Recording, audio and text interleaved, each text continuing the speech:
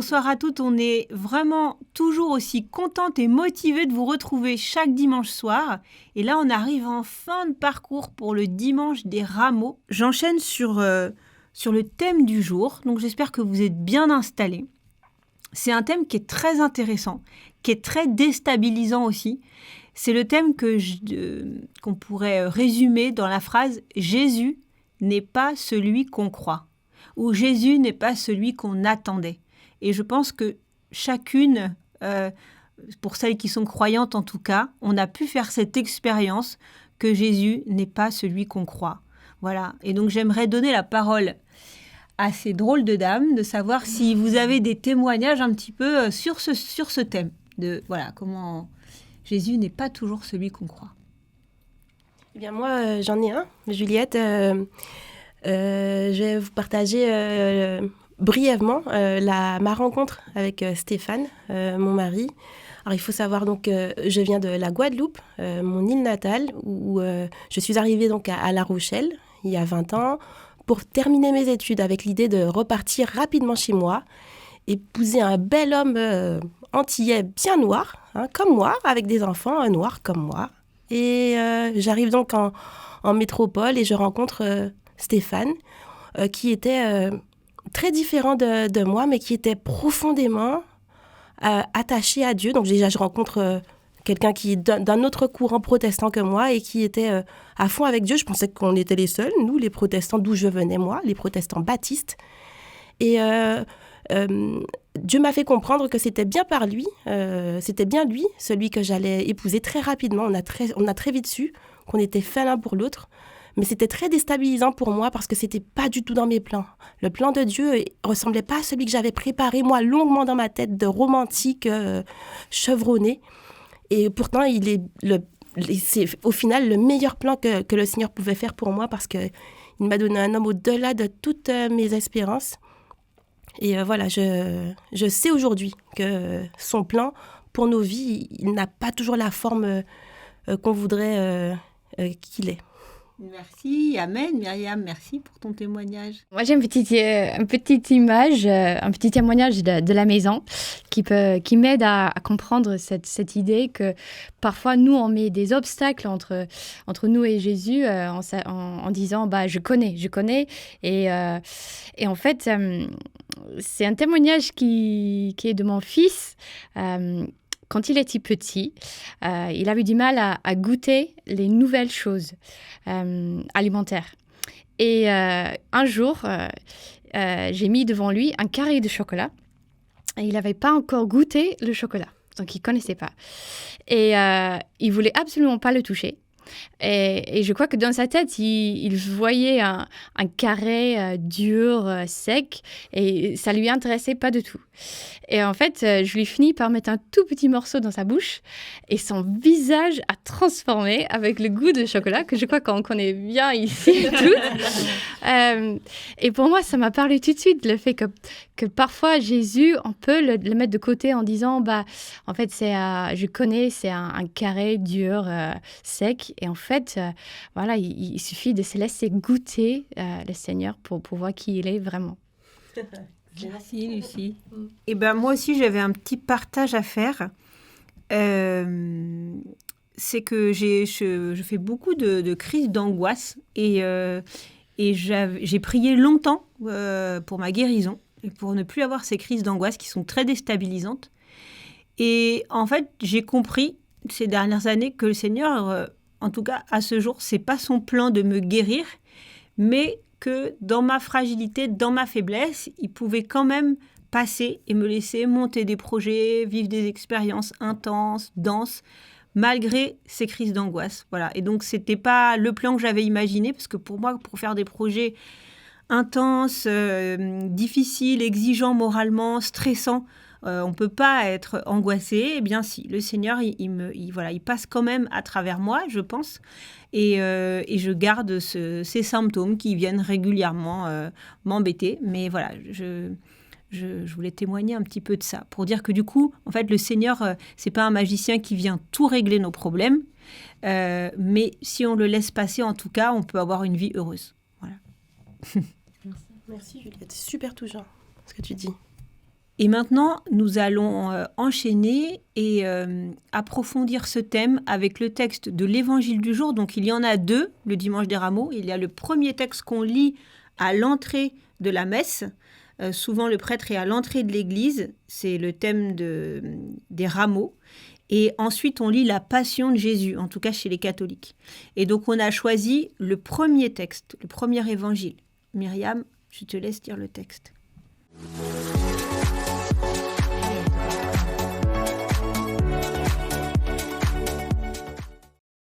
Évangile de Marc. Lorsqu'ils approchent de Jérusalem, vers Bethphadée et Béthanie, près du mont des Oliviers, Jésus envoie 2 de ses disciples et leur dit : « Allez au village qui est en face de vous. Dès que vous y entrerez, vous y trouverez un petit âne attaché sur lequel personne ne s'est encore assis. Détachez-le et amenez-le.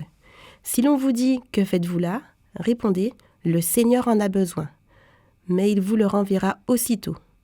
Ils partirent, trouvèrent un petit âne attaché près d'une porte, dehors, dans la rue, et ils le détachèrent. Les gens qui se trouvaient là leur demandaient : « Qu'avez-vous à détacher cet ânon ?» Ils répondirent ce que Jésus leur avait dit, et on les laissa faire. Ils amenèrent le petit âne à Jésus, le couvrirent de leur manteau, et Jésus s'assit dessus. Alors beaucoup des gens étendirent leurs manteaux sur le chemin, d'autres des feuillages coupés dans les champs. Ceux qui marchaient devant et ceux qui suivaient criaient « Hosanna ! Béni soit celui qui vient au nom du Seigneur ! Béni soit le règne qui vient, celui de David, notre Père. Hosanna au plus haut des cieux !»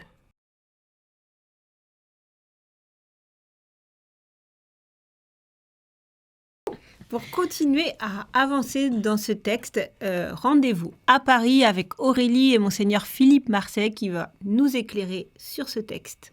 À vous les studios.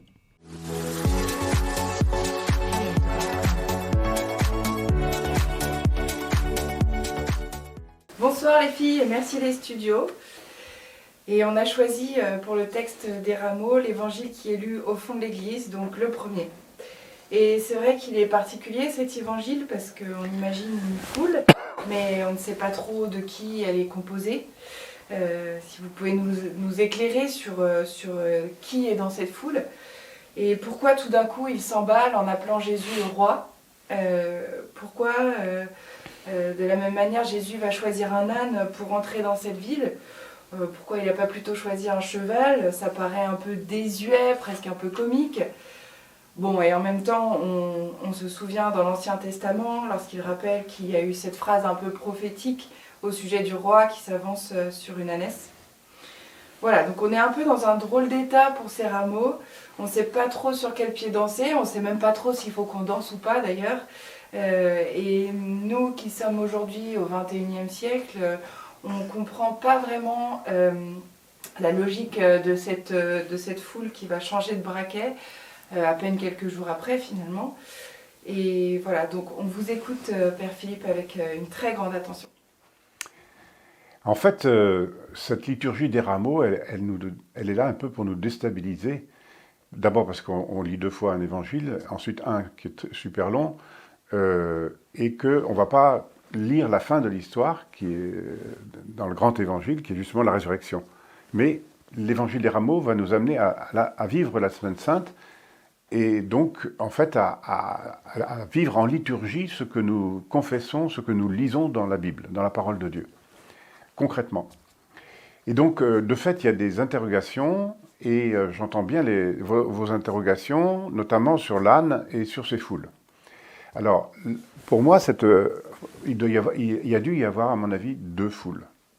Il y avait la foule de Galilée, qui a suivi Jésus, tous les amis de Jésus, tous ceux qui l'ont suivi et qui l'ont écouté en Galilée, et qui montaient pour la Pâque juive aussi à Jérusalem, et qui ont cru, qui ont entendu Jésus, qui croient en lui, même s'ils ne savent pas ce qu'il va faire. Et c'est eux qui l'acclament, peut-être parce qu'ils ont compris le signe de l'âne, qui est le contraire du cheval.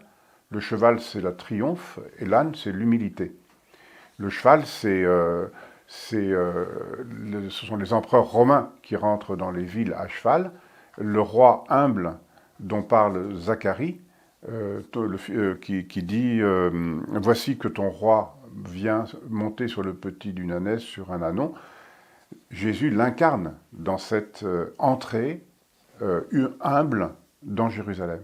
Et peut-être que la première foule, celle qui acclame Jésus, qui a entendu Jésus, qui a compris que le Messie n'était pas un guerrier, mais était un serviteur, et un serviteur souffrant, peut-être que c'est eux qui acclament modestement cette affaire-là, ce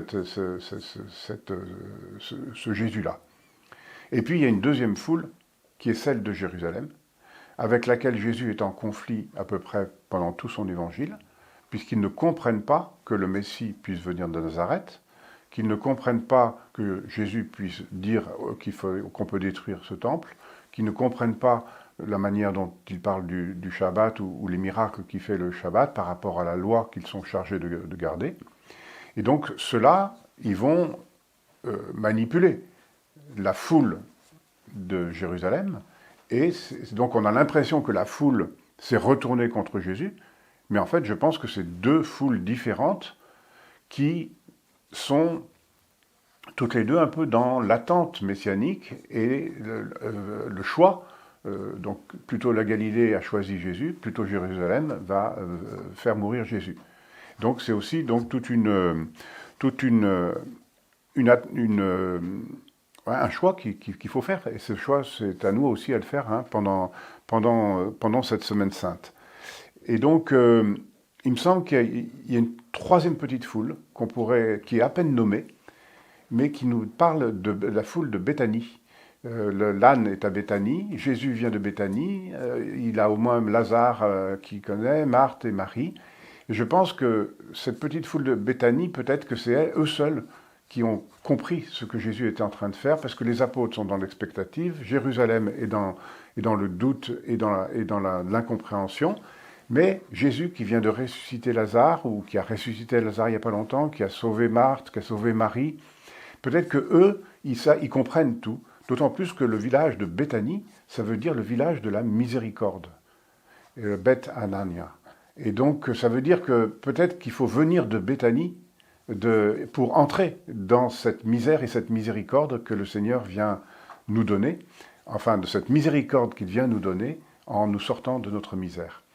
Voilà, donc je pense que cette scène qu'on appelle les rameaux, c'est-à-dire l'acclamation avec des arbres verts qui veulent signifier justement que l'arbre n'est pas mort, mais que l'arbre est vivant, c'est le choix sur lequel tous nous sommes invités dans lequel nous sommes invités à entrer au seuil de cette Semaine Sainte, qui est celui qui va dire « Ceci est mon corps, le jeudi saint, sur du pain », qui va montrer et monter sur la croix pour dire « Ceci est vraiment mon corps, je le donne le vendredi saint », et qui, le dimanche de Pâques, aura libéré son corps de la lourdeur de la mort et dira « Ressuscité, ceci est mon corps donné pour vous ». Eh bien, merci beaucoup Père Philippe pour aujourd'hui et pour avoir éclairé un peu tout notre chemin de carême. C'était précieux de pouvoir discuter avec vous. Donc, au nom de toute l'équipe, je vous remercie sincèrement. Je vous souhaite une bonne Semaine Sainte et à vous le studio. Merci Père Philippe pour cet éclairage qui nous permet une meilleure compréhension de cet évangile. Merci aussi à Aurélie, notre envoyée carrément spéciale. Nous vous proposons maintenant un temps de partage autour de cet évangile.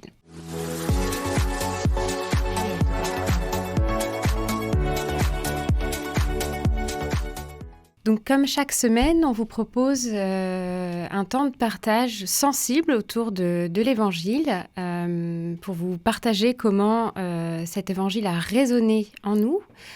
C'est aussi une façon de montrer à chacune d'entre vous qui nous écoutez ou qui nous regardez que la parole nous est adressée individuellement, et on vous invite aussi à faire cet exercice, à poursuivre cet exercice chez vous au-delà du parcours de carême qui touche bientôt à sa fin.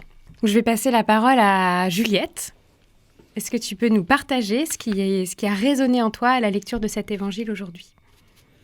Moi, ce qui m'a touchée, c'est « Si l'on vous dit, que faites-vous là ? Répondez, le Seigneur en a besoin, etc. » Et ce qui m'a touchée, c'est que le Seigneur, en fait, là, il commence à parler d'un scénario qui va se dérouler, comme s'il était au courant de chaque étape. Et là, on voit bien que c'est bien Dieu.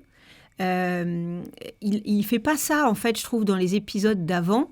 Il parle pas de l'avenir, il parle de l'avenir très lointain, de son ministère, de la résurrection, de la mort de Jésus. Mais là, il commence à donner des détails très précis du déroulé de ce qui va se passer.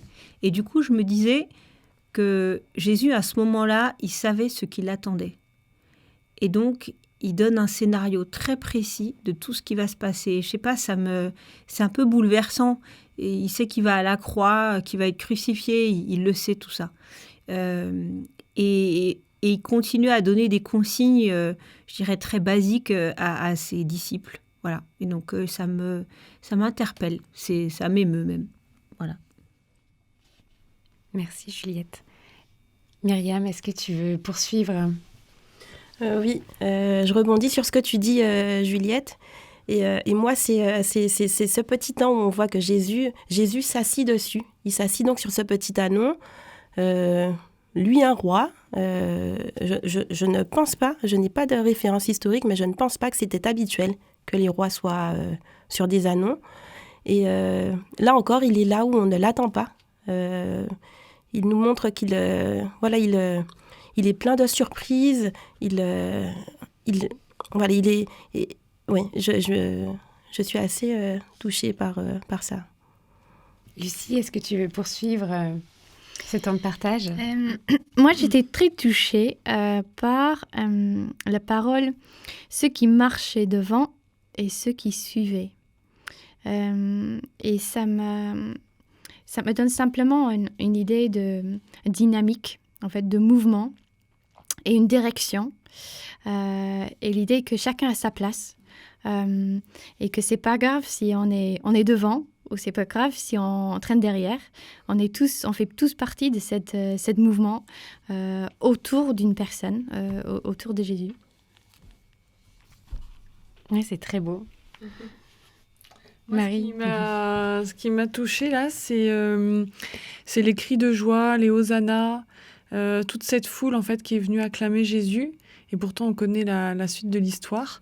Et c'est ce contraste justement entre ce peuple qui finalement attendait un grand roi et qui le voit arriver sur un petit âne et qui l'acclame quand même et qui, quelques heures plus tard, vont retourner un peu leur veste, enfin même pas qu'un peu, carrément même. Et voilà, pour moi, c'est ce qui me touche, ce qui me percute un peu, c'est ce contraste de cette foule. C'est marrant, c'est exactement, j'ai aussi été touchée par ces cris de joie, cette exclamation de joie. On sait qu'on va rentrer dans la Semaine Sainte et nous, catholiques, on enchaîne les deux lectures, les rameaux qui sont une exaltation puissante de ce roi qui vient à nous et puis sa condamnation. Donc vraiment, ces cris de joie sont puissants, quoi. Sont très puissants. J'espère que ce carême aussi a été l'occasion pour chacune d'entre vous de pousser des cris de joie, des petites joies, des petites victoires. Et puis je voulais vous partager aussi une autre chose qui a résonné, c'est cette histoire de manteau. Comme tu disais, Marie, cette foule est nombreuse autour de Jésus. Moi, je les imagine assez modestes. Pas forcément des personnes riches, et un manteau à l'époque c'est une grande richesse. On le voit avec Martin quand il partage son manteau, etc. Un manteau c'est quelque chose qui a beaucoup de prix, et là ils sont prêts à le poser par terre ou à le poser sur l'ânon pour soit accueillir les pas de ce petit âne, soit permettre à Jésus de s'asseoir sur l'ânon. Donc ils se dépouillent pour accueillir Jésus dans cette grande fête, et je trouve ça très touchant. Donc, qu'est-ce qu'on garde chacune d'entre nous cette semaine de ce temps de partage, Myriam ?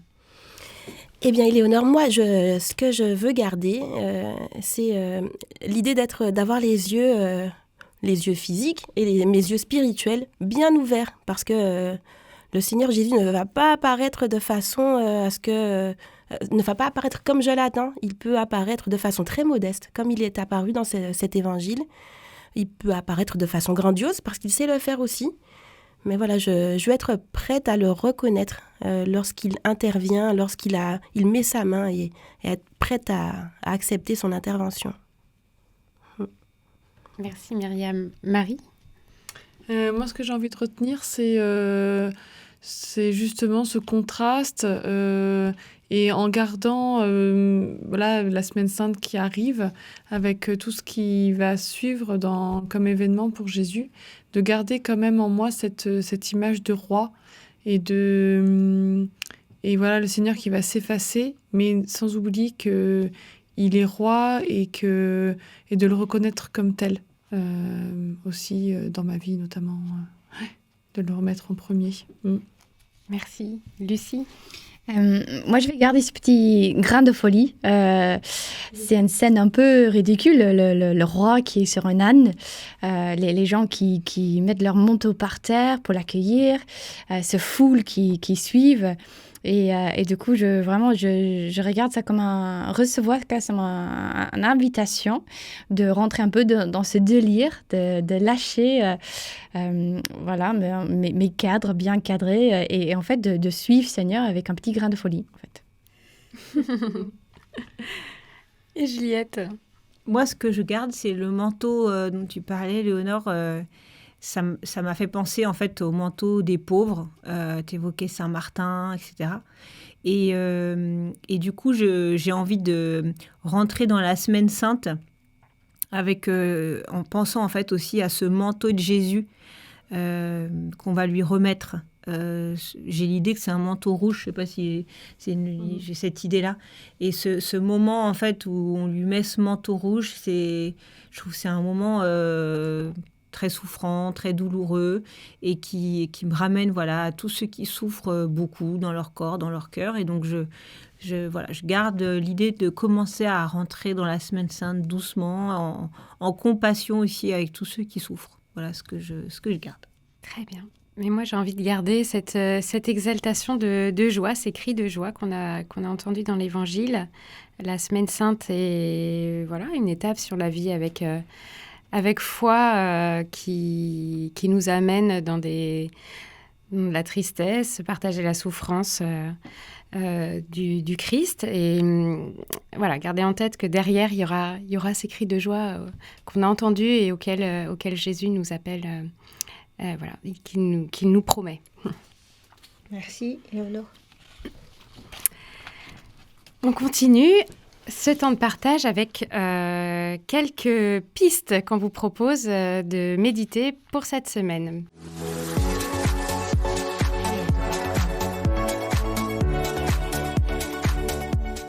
Alors, nous allons maintenant vous partager ces pistes de la semaine auxquelles nous avons pensé. Alors, en tout premier lieu, la première piste, la joie de recevoir le Seigneur, la joie de l'accueillir, de lui laisser de la place en cette semaine qu'on appelle Semaine Sainte chez les catholiques, mais on n'a pas de nom chez les protestants, mais il n'empêche que c'est la semaine qui nous emmène, chez les catholiques comme chez les protestants, au dimanche de Pâques, où on fera tous la fête ensemble, en tant que croyants chrétiens. La deuxième piste qu'on veut vous proposer, c'est que parfois, il va falloir chercher sous les apparences. On l'a dit de plusieurs façons différentes.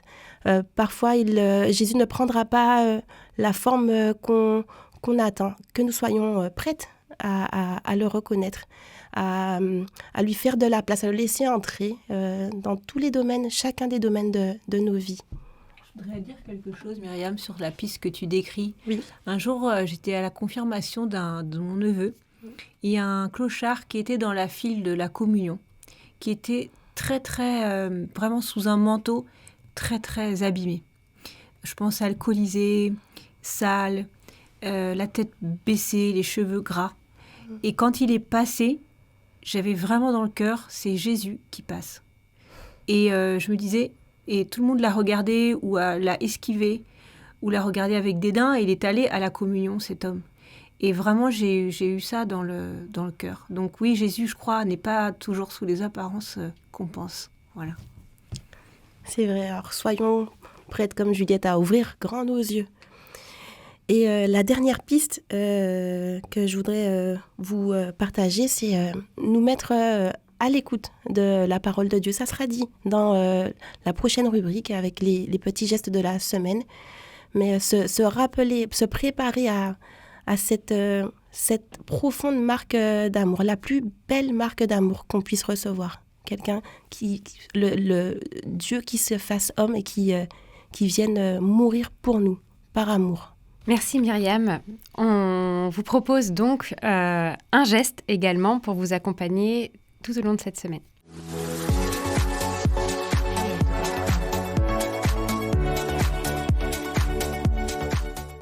Alors cette semaine, on vous propose de ressortir votre Bible.